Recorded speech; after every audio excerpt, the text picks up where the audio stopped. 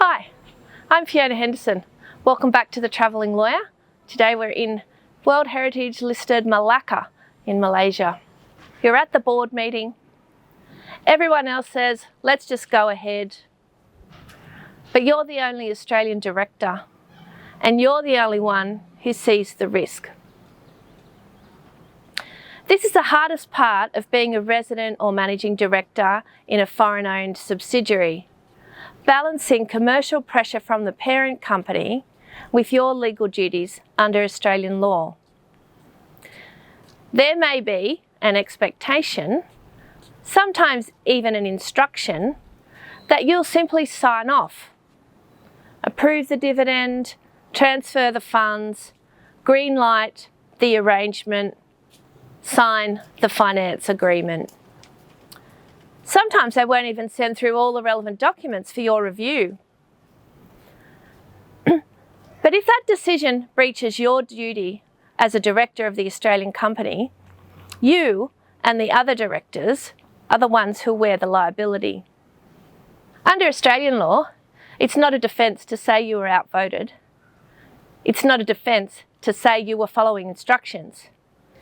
You are expected to exercise independent judgment and to act in the best interests of the company, not the group. Let's say the parent company wants to extract cash from the subsidiary.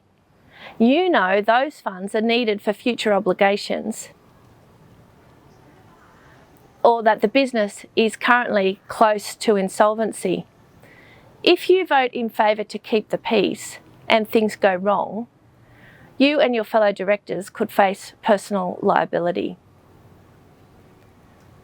As the Australian director, you're the most visible point of accountability. Offshore directors may be harder to reach, but you're local, your assets are local, and that makes you the easiest target. It can be lonely being the one to say no, but saying nothing can be worse. If you disagree with a decision, you need to speak up, have your objection minuted. Don't just accept the pro forma minutes that have been drafted by the parent company's lawyers, and consider whether you need to abstain or, in the worst case, if you need to resign. This isn't about being difficult, it's about protecting yourself and protecting the company.